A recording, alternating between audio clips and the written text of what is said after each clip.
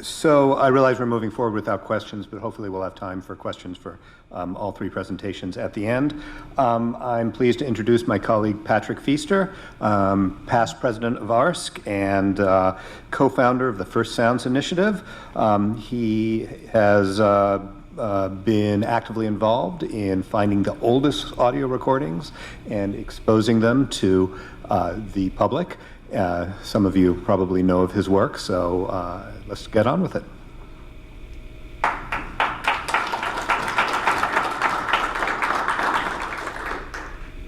Thanks, Conrad.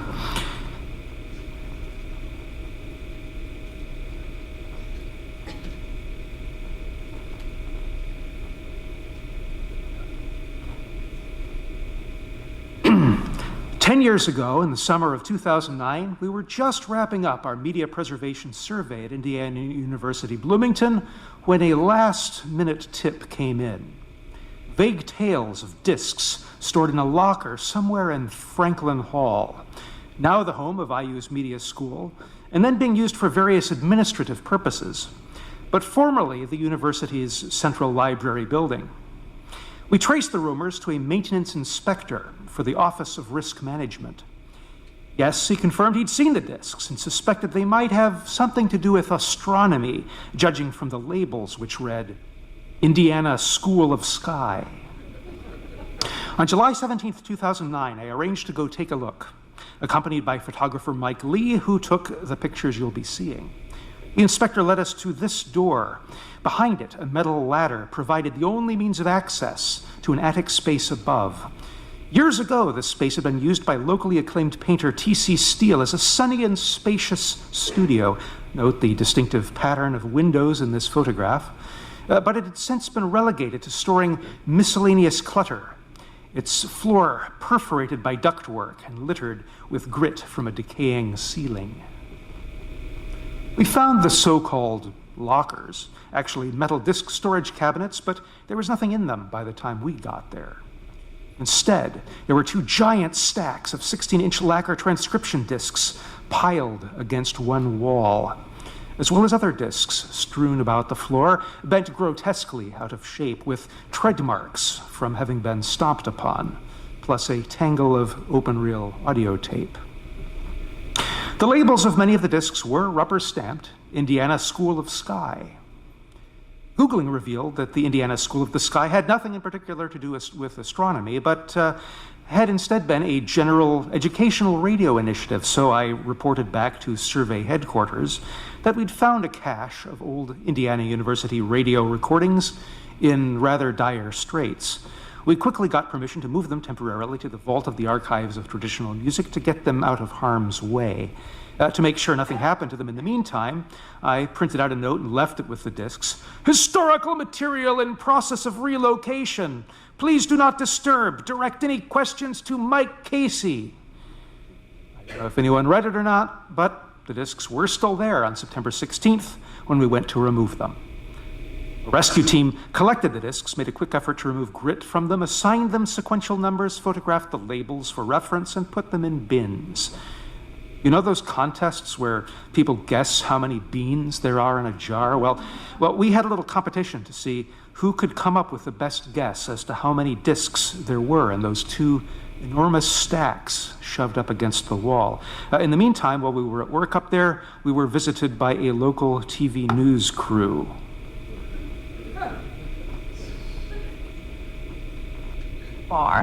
As technology continues to advance, an IU archival staff is working hard to update formats of various items from more than 5 decades ago. Archivists are working to preserve hundreds of rare discs that were found in the attic of Franklin Hall on Indiana University's campus. They were from one of the first known radio programs in the world. Lacquer disc is a unique, one-of-a-kind recording. These are recordings largely of the Indiana School of the Sky from the 1940s and 1950s, which was a nationally famous radio program produced by IU, very important part of IU's history. And what we're trying to do is get these lacquers out of here. Well, we did get them out of there. The discs made it to their temporary refuge at the Archives of Traditional Music, and they've since found a forever home as an official accession of the university archives. As you can probably imagine, these discs came to us not in the greatest shape. A lot had to be done in order to get them ready for digitization. There were a small handful of discs that needed a little bit of attention, like the ones that were stacked on the top and strewn about the floor. All with the exception of 29 discs that were too damaged to transfer and 18 discs that were digitized prior to the media digitization preservation project. They were cleaned, re-sleeved, and digitally transferred in just under 15 months. The discs now reside in the auxiliary library facility at IU. I'm going to play you a little bit of a broadcast from the science series. This one's called Animal Storehouses, and it features a recurring character named Uncle Ben, who is going to explain to us the magic of radio. And why, too, some animals prance around all winter, while others just sleep away the cold months. Now, don't go giving these young folks the idea that we bears are lazy, Uncle Ben. Oh, I wouldn't do that, Mr. Bear, any more than I'd try to tell him that a bear can talk. But a bear did talk, Uncle Ben. We just heard him. Sure we did. Oh, now, hold on there. A bear can talk on the radio. Gee, I don't understand that at all. Well, now, let me explain. I just mean that here in our radio studio, we can do about anything. For example, we can have a lion walk right up here beside us. Or we can go riding in an airplane.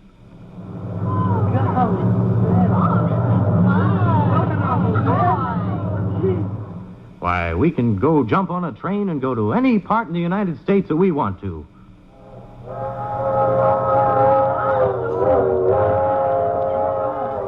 There, you see? It's just that easy. Boy, that's fun. Well, sure it is, Johnny. But at the same time, it's pretty important. You see, in studying science, we have to be able to get around in a hurry. All right. Before these discs were discovered, there really wasn't very much interest in School of the Sky because it had unfortunately been lost to the ages. A visit to the university archives unearthed a lot of materials that accompanied the newly discovered discs. For instance, scripts, teacher's guides, songbooks, and many boxes of promotional materials and radio station and interdepartmental correspondence. The discovery of these discs brought back to life the materials that had been sitting lonely for decades in the archives. In its heyday between the years of 1929 and 1975, there were dozens of commercial broadcast networks, state universities, and colleges around the country that were creating educational radio programs for the purpose of long-distance teaching for K through 12 students. It is estimated that nearly 2.5 million children and teenagers nationwide were tuning into these School of the Air programs. School of Sky wasn't an ordinary radio show for children. The producers and staff at Indiana wanted to make sure that the listening was truly an interactive experience by creating teacher's guides, which were sent out to all the teachers and school administrators that requested them. These guides were essential to the program's success. The booklet listed the stations that were broadcasting the program as well as times. These guides contained an introduction from IU President Herman B. Wells, which set the mood for that year's broadcast as well as reflect on what they had accomplished the year before. They also provided a calendar for the individual programs as well as a detailed synopsis of the different programs and suggestions on activities to do before and after listening to the program.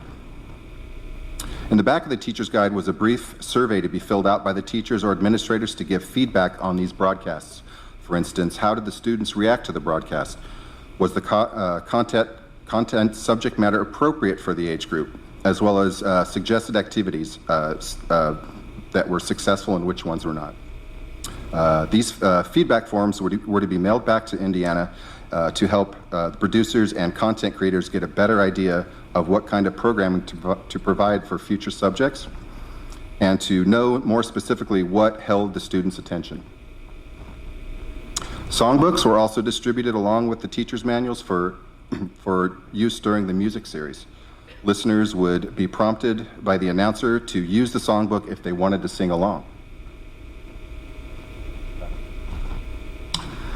So there had been many other forays into educational radio by the time the School of the Sky debuted in 1947, but Indiana University chose one in particular as a model to emulate, the Kansas Radio Classroom.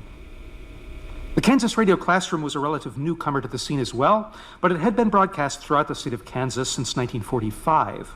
It received 15 minutes of airtime every weekday on the pre-existing Kansas State Network, initially from 2:15 to 2:30 p.m., and each of the 5 days of the week was dedicated to a different subject.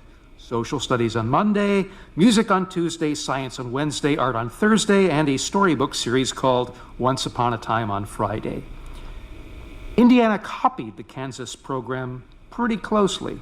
Kansas provided teacher's guides, Indiana provided teacher's guides. Kansas had a songbook, Indiana had a songbook. The weekly lineup of subjects for the first season was identical, except that some of the days were switched around.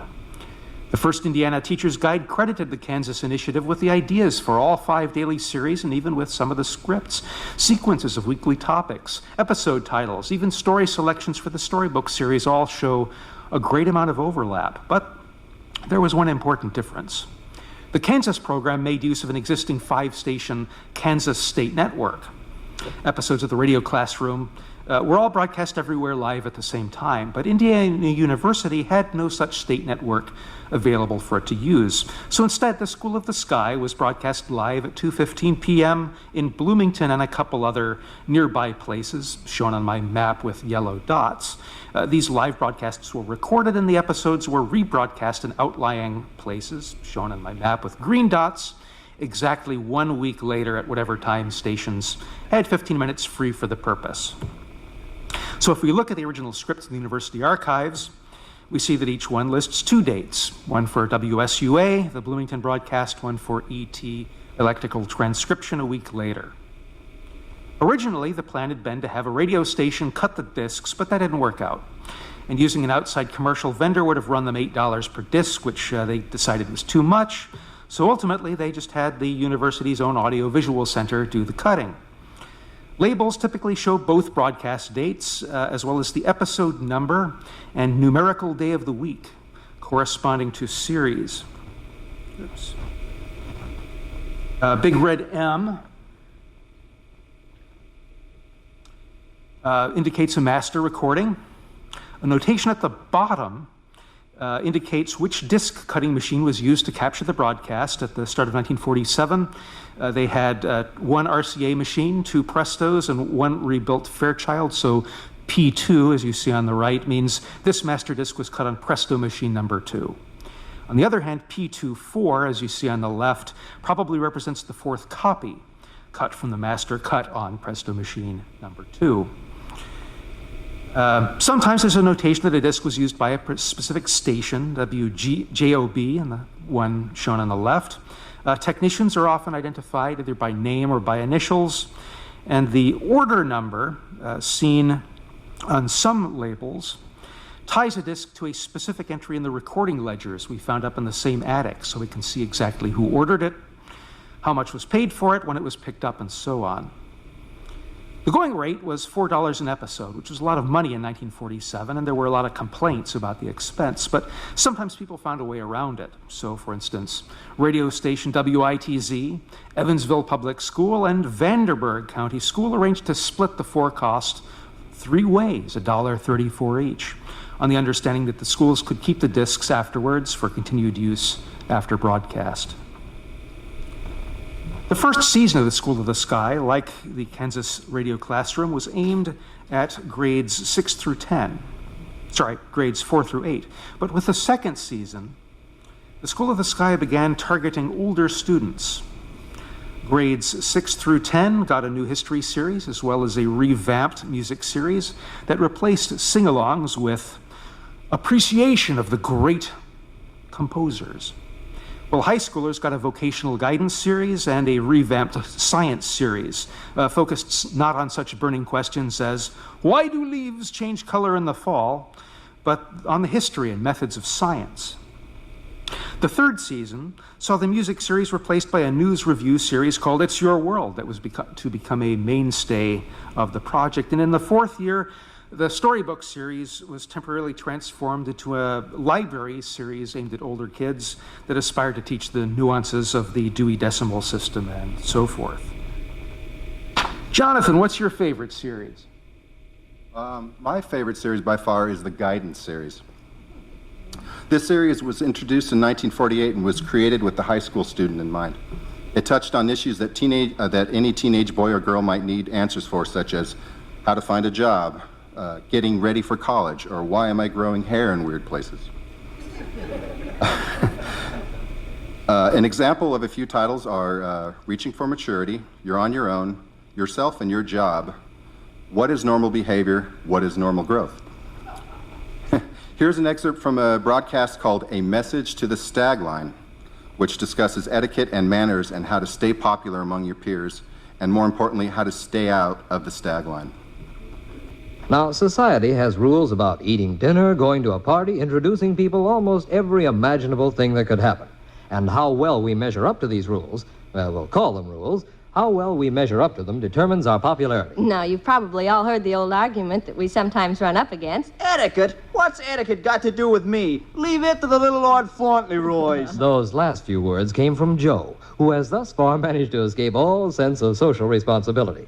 Nope, good old Joe didn't need Emily Post to get along, he thought. But when he called on Janet one night and began their conversation with a tactful phrase like this. What you waiting for? Open the door for me, let's go. Well, Janet managed to get through the evening, her last evening with tactless Joe. Oh, yes, and when Janet's friends heard tales of Joe's lack of manners, you know how that sort of thing gets around, well, Joe was a pretty lonely Joe. Now, he could have saved himself a lot of trouble and made a lot more friends if he had realized that etiquette is as essential to the daily menu as meat and potatoes. We can't get along without it. If Pete goes out of his way to take you home in his car, you say thank you. And if you want to borrow Jim's camera, you ask for it politely. No one is twisting your arm to extend these courtesies, but it's noticeable when you do, and believe us when you don't. Oh, I just heard that lesson before. Yeah? Tell us about it. You're 70 years too late. Prior to 1948, School of the Skies shows were being recorded live and straight to disc. But in late 1948, the IU radio department purchased 3 Magnacord PT6s, open reel machines, enabling them to tape and edit the shows with ease, as well as offer radio stations the new option of magnetic tape playback, while still offering transcription disc or network line if that's how they chose to broadcast. The stations or schools provided their own tape and paid for the shipping both ways. Copies were sent out 4 to 5 days before the schedule of the broadcast, and as soon as the program was broadcast, the tape would be shipped back to Indiana University, thus keeping the tapes in constant rotation. Patrick. In the late 1940s, it was cheaper to distribute the School of the Sky on audio tape, but playback facilities for tape were less common than for disc. So in one case, radio station WIKY didn't have a tape machine, but Evansville Public School did. So the school agreed to pay for a direct line to the station and played episodes on their tape machine at the school over the line to the station for broadcast. The fall 1950 season of School of the Sky had to be canceled because Indiana University was then scrambling to set up its own radio station, WFIU, which didn't leave any tech people free to work on the School of the Sky. And when they went back on the air that spring, nothing was being broadcast live anymore. They'd shifted completely to pre-recorded episodes, and there was one consistent broadcast date per episode. Later seasons often featured older series rebroadcast from recordings. One particularly cool series was the Children's Workshop, which alternated between impromptu episodes in which elementary school children came up with their own storylines and scripted dramatizations of those same stories, with titles including The Cat Pistol That Wouldn't Stay Lost, The Hornet Who Wouldn't Leave Home, The Case of the Missing Space Hat, and A Midget Named Jackie. There's also a series on Indiana folklore. Overall, the project had an impressive run from 1947 through 1964. As historian Thomas D. Clark, author of a quasi-official history of the university, wrote, "Nothing the university had done in almost a century and a half of existence had served so well its third objective of rendering public service." So the question is, where are the broadcasts from 1951 to 1964 that were not in the attic discovery? I did an initial search around Indiana University and was unsuccessful. Bloomington radio station WFIU, who aired the show from 1950 to 1964, didn't have anything related to School of the Sky. And as we unfortunately discovered, most of their older legacy material was disposed of years ago. It's true that in 1953, the Audiovisual Center at Indiana University had formally introduced a tape duplication service for old episodes of the School of the Sky and other educational programming, similar to initiatives in a number of other states. But in 1954, there had been a move to centralize this sort of thing. The Department of Audiovisual Instruction of the NEA and the Association for Education by Radio Television formed something called the National Tape Repository, also known as the National Tape Library, also known as the National Center for Audio Tapes, first housed at Kent State. IU appears to have offloaded its School of the Sky master tapes and began directing inquiring people to Kent State for copies of old episodes. In 1960, the National Tape Repository moved to Boulder, Colorado to take advantage of its high-speed tape duplication facility.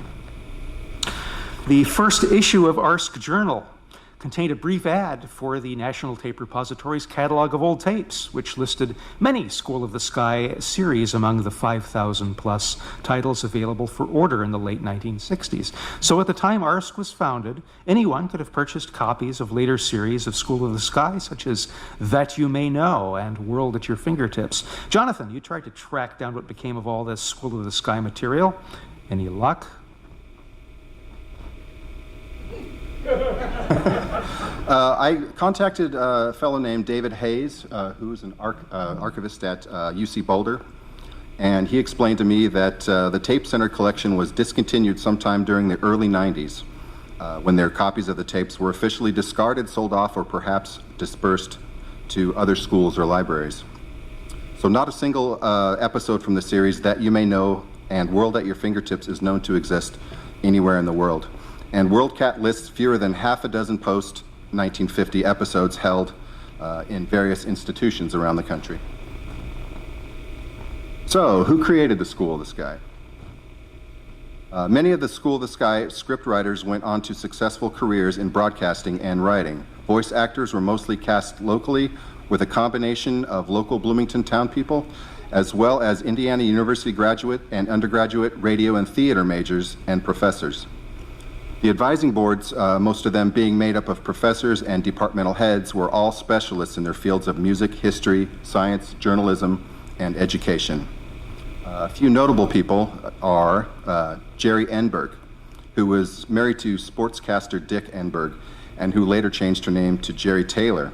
She was an English major at Indiana University, and she cut her teeth writing scripts for Indiana School of the Sky in the early 1960s. Later in life, she was a writer for the Star Trek series, most notably Deep Space Nine and Star Trek Next Generation. She also wrote a couple of Star Trek-related books about the backstories of some of the show's main characters. Patrick? Milt Bohard, who wrote some storybook and guidance scripts in 1948, went on to run WNTS in Indianapolis, where he hired David Letterman for his first talk show gig. Fred Brewer was a prolific scriptwriter in the earliest days of the School of the Sky, who also worked for Classics Illustrated and later served as editor for the British edition of Mad Magazine, before returning to Indiana University to teach in telecommunications. Fred happens to have won first prize in the Scripts for Home and School Recording Division of the 1949 Association for Education by Radio Script Contest, which came with $100 in cash. We'd like to close by playing the conclusion of the November 17th, 1949 School of the Sky broadcast of his prize-winning script of the original story, How the Rocking Chair Got Its Squeak, which he also directed. So, as we get to this point in the story, we've been following the life history of a young maple tree who ignores his elder's warning to be quiet and not rustle his branches, just as a group of woodsmen pay a visit to his forest. So chop Chop, chop went the men's axes, and down tumbled Brother Young Maple. And even as he fell to the forest floor, he still loudly rustled his branches. They're taking me. That's because I'm the smartest living thing in all the world.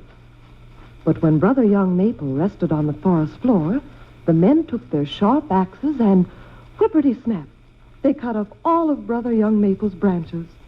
So nothing but his long trunk remained.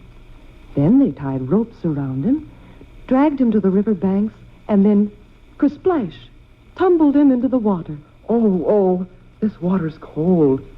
And now I don't have any more branches to rustle. Then Brother Young Maple was floated down the river until he came to a place where a building was built out over the water. He was dragged up a ramp, and then, of all things, he was sliced into smaller pieces. Rip, rip, rip went the buzzsaw. He was planed and polished, and then stained with a most awful-smelling varnish, and then glued and nailed and polished until there he was. The young maple tree was 100 rocking chairs. And so, boys and girls, the next time you sit in the rocking chair, rocking back and forth, and hear the chair squeak, it's only Brother Young Maple Tree saying, Squeak, squeak. Oh, why did I make so much noise in the forest? Squeak, squeak. Now all I do is rock back and forth all day long. Squeak, squeak. Oh, how I wished I'd been quiet and listened to Brother Bear. Squeak, squeak. Oh, I feel so sad. And that, boys and girls, is how the rocking chair got its squeak. Okay, if you're interested in hearing any more Indiana School of the Sky, the university archives are nearly finished with pushing all of the lacquer disc broadcast digitized by MDPI to the media collections online. Thank you for listening.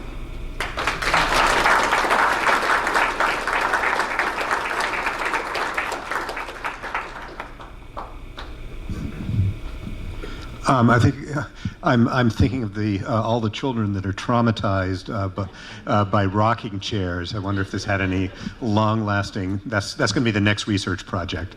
So I think we've got time for a couple of questions, if anyone has them. Okay. As a performer and announcer for Philadelphia Public Schools Studio Schoolhouse, which lasted until around 1970, I left in '68. We don't have more than maybe 2 or 3 programs that a couple of my friends held on to. And they don't have any of the ones that I was in, though. But, so we had the same situation of we've asked at the Philadelphia Public Schools that ran it, they look at us like we have 3 heads. And they're not 3 tape heads either. So it's a situation all over. I don't know why the educational systems discarded all of that stuff.